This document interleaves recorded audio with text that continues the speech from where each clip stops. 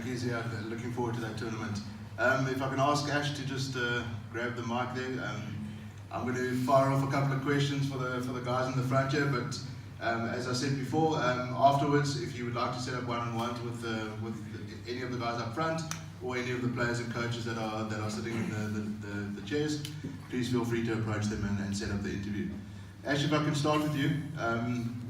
Obviously, last season was your first full season as a franchise coach.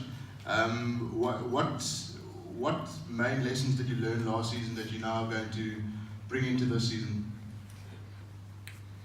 I think there was a morning, everybody, and welcome. Honest thing. Testing. Thank you, David. Good morning to everybody. Look, I think we were competitive. We obviously went down the route of going with a young and a refreshed squad. I think probably at crunch time during the season we lacked a little bit of experience. But my take on that is that Duminy is where he is today because he became a young champion for the Cobras, and so my belief is that the young guys going out there and getting the exposure and playing in those high pressure matches as semi-finals. Unfortunately, we didn't get to play in other semi-final in Durban. But you only get to that level by experiencing those moments, and that's why we have people like JP and Dane Piedt and Vernon Philander, Rory Kleinveld who's in the room as well, who've gone out there and done the business at the crunch time of the season. So we've got a young squad, and I do believe that over the next couple of years we'll have more of those moments, and that we will come out on the right end of those situations.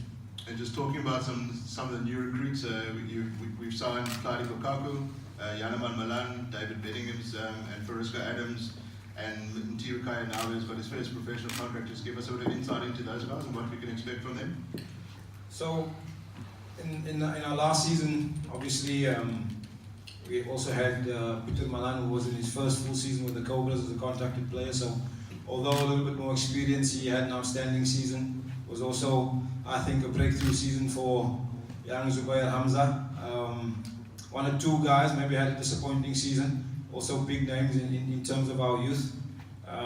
But then this season, we've recruited Yanaman Malan from Northwest. If you look at his stats, it's just unbelievable in all formats of the game.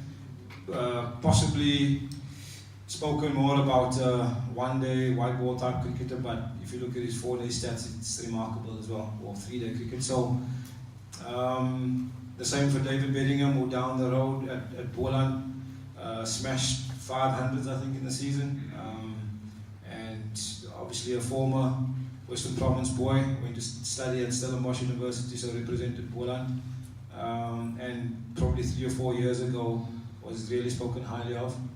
Had a life-threatening car accident, and the way he performed last year for Boland to fight his way back into where he is now, it's also great character, proves that there's a lot of character there. And then Clyde Lukaku has been a performer for the Warriors who's probably got less opportunities than he deserved. We've obviously recognized the talent, and we're very eager to get him to Cape Town. And he's already picked up a 5-wicket haul for us in his first outing on pre-season tour. So, Fariska Adams played for us and bowled at crucial times, trusted by the captains to bowl at crucial times throughout the season, and won games for us with a bat at crucial times. So, all in all, Nabe was the other name you mentioned. He was probably in the top 10 wicket takers list in both 50 overs and 20 overs competition.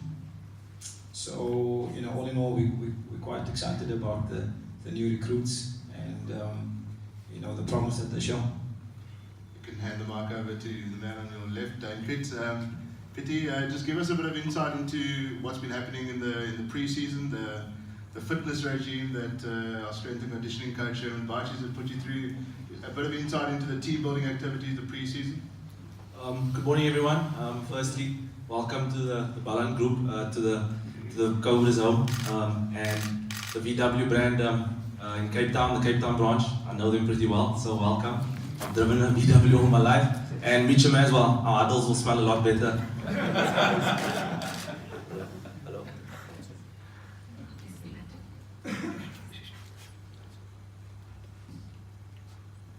Hello. Okay. So our adults will be smelling a lot better. But back to the question. It was a pretty tough pre-season. I completely hated it. I won't lie to you guys. Getting a bit older now, running around the field. So like Ash said, the younger group is really leading from the front, which is very good to see. We ran a couple of 400s around the field here.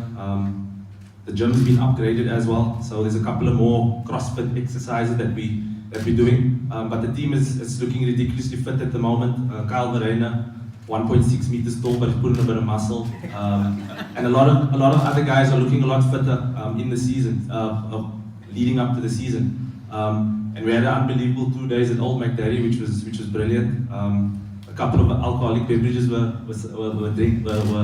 taken in, consumed, but it was well worth it. Like Nabil said, a lot of things were spoken about. The important things were spoken about in the early morning sessions. We bashed that down, but now ready to get the season going for the first game against the Knights here at Newlands. If you could just hand the mic to JP. JP, firstly, your reputation at the Proteas, you know, we've spoken about many times, but coming back to the Cape Cobras level last season was a hallmark of your reputation. And is it something? Does it speak to your passion for Cape Town and Cape Cobras, or is it something that all Proteas should be aspiring to do when it comes to that playing franchise level again? Yeah, morning everybody. I think it's twofold. My love and passion for Cape Town and Western Province cricket, you know, has always been there, and you know, this is where I started playing my professional cricket when I was 16 and 17 years old. So the love has always been there, and I've always wanted to play for Western Province and now obviously the Cobras and do well for them. But I think it's a big thing for domestic cricket, for international cricketers to come down and play domestic cricket.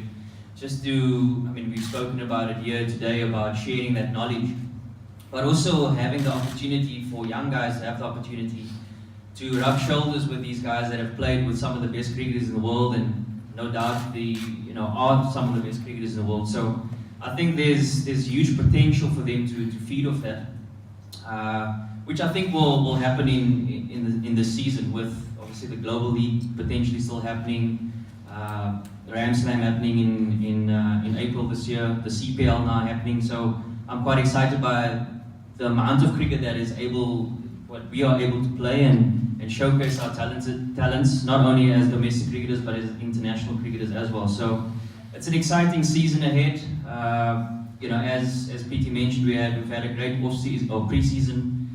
Great time at Old McDarry, where great conversations were had, and honest conversations which I thought was needed. And sometimes we just need to look at ourselves in the mirror first before we point fingers for us to move forward in our careers. So that was a good starting point for us, and hopefully we'll showcase that on the field in the season. So just one last question for Dane Piedt. Just your personal goals for the season, in terms of you're now a senior member of the side, and obviously your captaincy role, and what are you looking for this season personally? I think for me personally, it's to win 4-day games for the team, lead from the front with the ball, and keep contributing with the bat, and try my utmost to get back into the national team. I think that's the main thing personally. But for the team, especially with 4-day cricket, we really stood up in pressure situations last year, but I foresee it being a lot tougher this year, with a lot of the younger guys getting their first taste, but obviously being exposed. Opposition is going to understand where to bowl at them, or how to face our bowlers. So it's going to be important that we really hit the ground running and understand that this is an important competition for us, the 4-day competition.